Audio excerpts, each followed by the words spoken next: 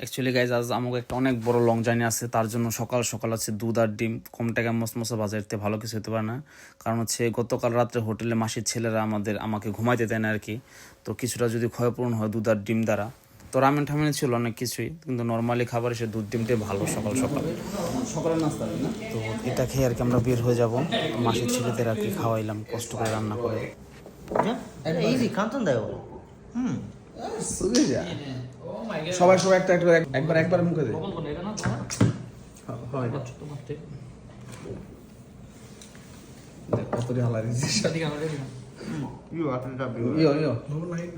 আর লবণ লাগবো না ইয়া ভাই একবারে। গাইস সি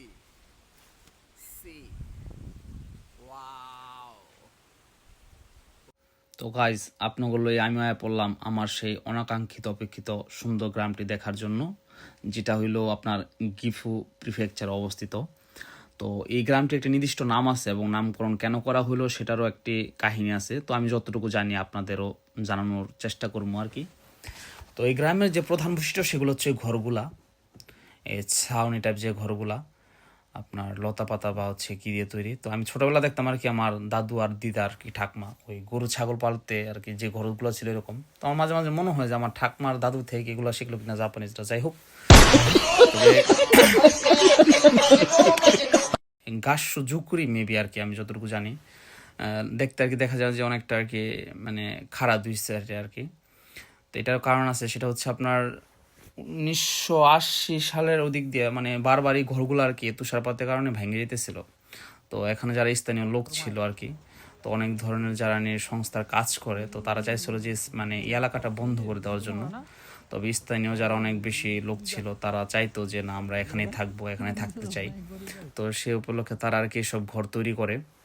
তো তৈরি করার পরে এবং তারা এখানে থাকার একটা বসবাসযোগ্য বাসস্থান তৈরি করে নেয়। এবং এই জন্য আর কি 1995 সালে মেবি ইউনেস্কো এটা হচ্ছে ওয়ার্ল্ড হেরিটেজ সাইট বলে আর কি আখ্যায়িত দেয় আর কি। তো এটা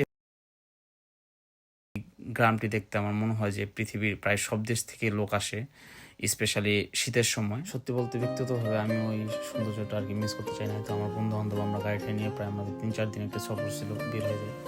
তো আপনারা যদি কোনো সময় পান তো এই গ্রামে আসবেন। এটা গিফু প্রিফেকচারে অবস্থিত এবং সুন্দর একটি গ্রাম।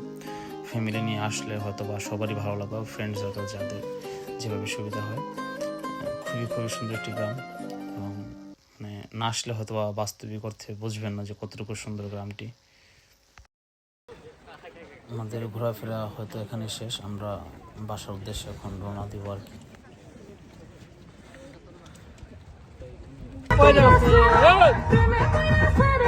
প্রেমে পড়াছে আরে মিষ্টি মিষ্টি কথা শুনে প্রেমে পড়াছে আরে মিষ্টি মিষ্টি কথা শুনে প্রেমে পড়াছে ওই আরে ওই